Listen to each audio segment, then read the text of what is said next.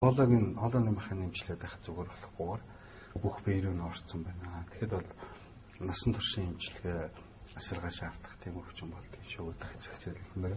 За хэрвээ хоолойны мах гэхдээ бас зарим тохиолдолд бүр пенцилин G хэрэглээд эмчлээд ч нэмэргүй. Ерөөсөө эдээний үүр болоод ингээ порлон шиг үргэлж л эдээ байж идэг. Бараг өөрөө өвдөггүй байна гэхэд нь тэнд нь халбгаар ч юм уу шахахад эдээ гарахаар тийм байдалтай болцсон байна. Тийм тохиолдол бол харин хоолойны мах авах хэрэгтэй. За энэ зураг дээр хоолойны мах авах хаалгыг харуулж байна. Энэ бол хүндрэлтний бас хамгийн анх хийж исэн энгийн хаалгааны нэг. Одоо орчин үеийн Европын амрах ухаанаар бол ингэж авдаг байх нь хуучин одоо гандангийн номын санд байдгийн дээр үе мислийн багжуудын монголч ч гэсэн дээр авдаг байсан юм л. Энэ халбах шиг юм. Ингээ хөзөвчтэй халбарын хоолойны махан дээр байрлуулчаад хөзөөгөр нь ингээд улаас гэсэн утга явуулдаг. Тийм багж байсан баг. Тэгэхээр хоолойны махыг бол буддийн шашнаар ч гэсэн авдгийг шүү. Буддийн шашнаар бол буддийн одоо дээр ангахын номоор бол тэр чоны хил тавьж шээсээ уу гэж юм байдаггүй.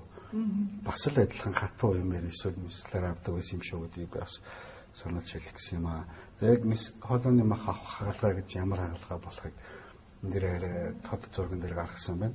Тэр маш энгийн. Энэ бол нэг юм ганцхан гадуура тусгаарлагдсан юм бондгоор ер нь бол тунгалгын булчирхайнаас л тогтсон байдаг.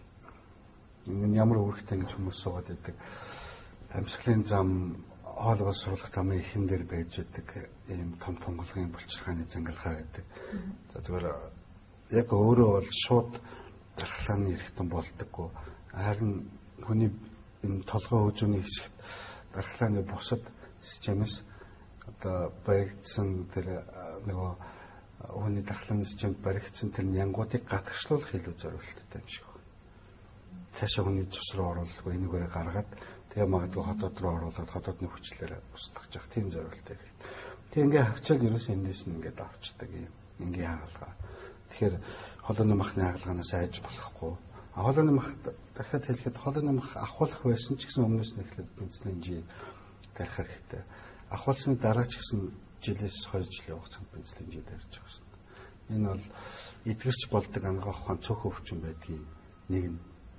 Энийг эмчлэхгүй бол харин бид нарын эмчилж чаддгүй тэр олон өвчний нэг рүү орж болох юм байнамаа. Бид нар ч надад тэгээд чоны ил наанаа тэгээд хүн болгон чоны ирэлт гараад ирсэн тэгвэл дэмийлээ тийм ээ. Тэгээ хүний нэг сэтгэл зүй их хүчтэй юм шиг байна. Би олон өвчин дээр анзаарсан. Манай найз нар гэсэн чоны ил захиад би оронд нь далайн ээж дээр сонины хил авчиж өгöd хоёр найз захисан болохоор хуваад өгсөн. Тэгээ 3 хоног наагаад хоолоо зэвсэрүүл болчлоо гэж хэлсэн. Тэгэхээр тэр хон чонлоо биш. Тэр хүн чоны хил наахаар зүгээр болдог гэж үнэхээр итгэж чадсан даа юм шиг. Сайн зурган дээр харсан чинь ийм жуцаан тэр мах агаарын цаанаас нөтөлнө гэж бол байж болшгүй л дээ. Тэгээ яаж яваад харин бид нар одоо яг тийм итгэдэг болчихоо тий. Тэр бас их сайн юм. Тэгээ ямар ч зүйл үе эрхэм үзэгчтэй маань одоо мэдэж авсан бахаа гэдэгт итгэлтэй дахиж чоны хэлний ирэлт бүү гараарай гэдгийг бол юм шиг хэлэх юм тийм ээ. За хоёул одоо ингээд дараагийн дугаарыг үзэгдлээ хэлээ. Тэгэл чи би сайн уу? Хүүхдний ажил сайн байна уу? Тамруулна. Эмнэлэгт үзүүлээд байгаа даа.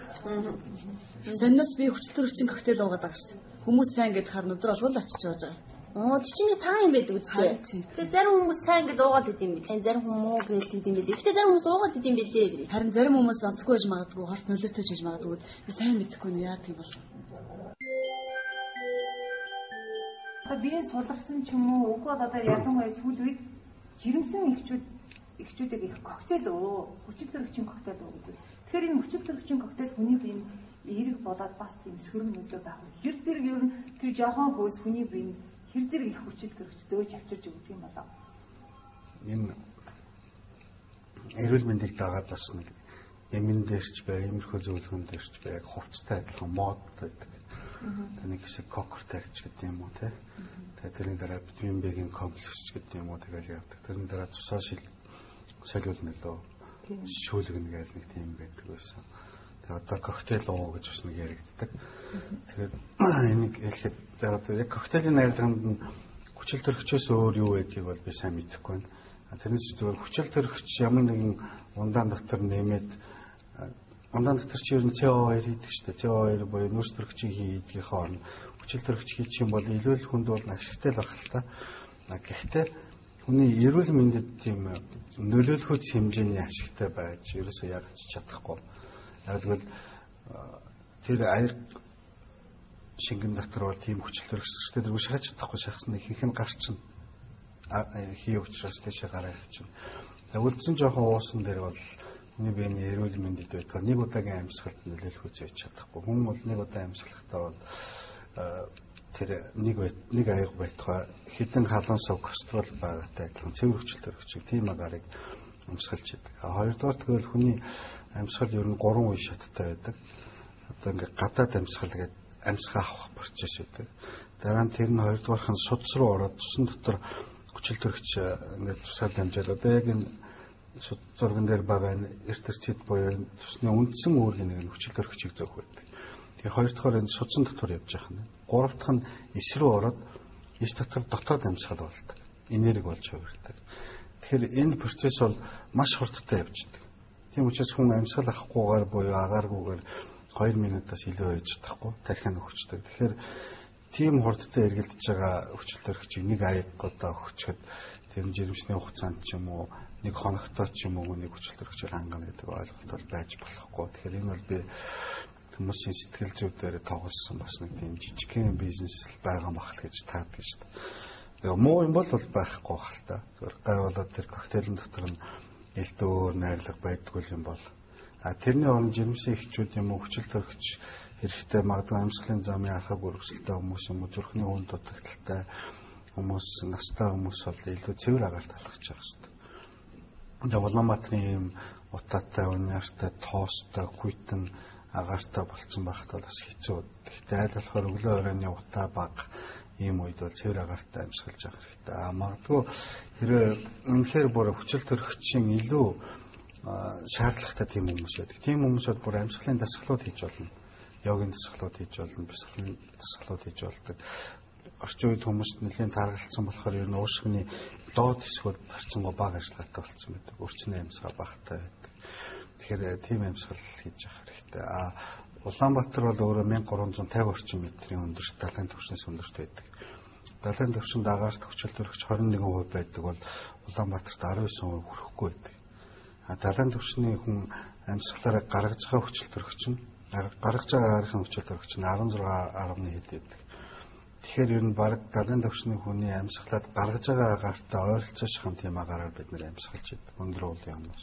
Тэгэхээр бие организм бол илүү үр дүнтэй, илүү дайчилж хүчил төрөгчийг шингээх чадвартай, илүү нөөцөөр шавхдаг ийм орчин байх ёстой учраас жоохон бие мууцсан хүмүүс амьсгалын юм уу зүрхэн талын хүчтэй хүмүүс магадгүй жирэмсэн эхчүүдтэй адилхан зөвхөн өөрийгөө биш хүүхдээ хүртэл хүчил төрөгчээр хангах үүрэгтэй хүмүүс бол амьсгал цэвэр агаарт явж явах хэрэгтэй, сайн алхаж амьсгалж явах хэрэгтэй, шаардлагатай бол амьсгалын дасгал хийж явах хэрэгтэй. Тэрнээс нэг юм хундаг шингэн дотор оруулсан жоохон хүчил төрөгчийн эдэн өмбөлгөөр бол бас өөрийгөө уурж болохгүй шүү гэж хэлмээр. Гэт нэг амьсгалж болж байгаа тэр юм чинь нэг хүн хажуугаас чинь гарчаад 500 төгрөг 1000 төгрөг гэдэг өгч бол тэр хүн бол асар сэргэлэн бизнес хийж байна. Гэж байгаа амьсгалын чинь 500 төгрөгөөр хүнлээд өөрт чинь зарчиж шít. Тэгэхээр энэ бол эмнэлгийн үйлчилгээ биш та магадгүй 100 хүүхдийн парк маркет хүн 100-аач болох маягийн тийм байж болох байх л та. Бидний хувьд бол одоо үнэхээр мэдэхгүй. Үнэхээр сайн байд юм ах гээд одоо тэр коктейлийг бас худалдаж аваад уугаад өөр хүүхдээ хэрэгтэй биенд сайн гэдэг ясмин дээр бол агаатгаар нэг сайхан амьсгалах нь илүү бидний биеинд ач холбогдолтой байдаг юм шиг байна. Гэтэл ер нь агаар ихч ер нь хамгийн их хэрэгэлдэг юм гэж зард юм шиг шүү дээ. Ус их ч гэсэн бид нэр Хонконгоос авчираад уугаад байгаа шүү дээ. Хажууд нь ингээд Монголын бүх тунгалаг ус байгаа юм. Тэгэхэд литрийн 1000 төгрөг гэл аваад байна. Одоо агарын маань агарын маань 1000 төгрөг зардаг болсон байна. Хүмүүс их сэргэлэн байна, сайн байна. За тэгээд ямар ч юм энэ чи хэлсэн ярьснаас бас манай үзэгчдүүд ихийг ойлгож мэдсэн байхаа гэдэгт итгэлтэй байна. Ингээд дараач үзэгдлийг хоёулаа үзье. Чи юу ч юм. Харин сая шинжилгээ үзүүлсэн чинь цус төрсөн байх юм. Би бол нэв юу шүү дээ. Тийм үү? Ямар сони юм бэ? Гэхдээ яг ч хүмүүс дандаа ингэдэг. Чиптэй санаа зовлоо. Харин чи натрийн хлорид эсвэл глюкоз хариул. Тэгээ хажуугаар аспирин явууч. Болдог. Өө тийм үү. Тэгэл зүгээр болчихоо. Зүгээр. Уул гайгүй юм биш те. Гайгүй л байдаг. Наадхандаа битгий санаа заа юм. Гэтэ цус юунаас олж төрдөг вэ? За яг саяны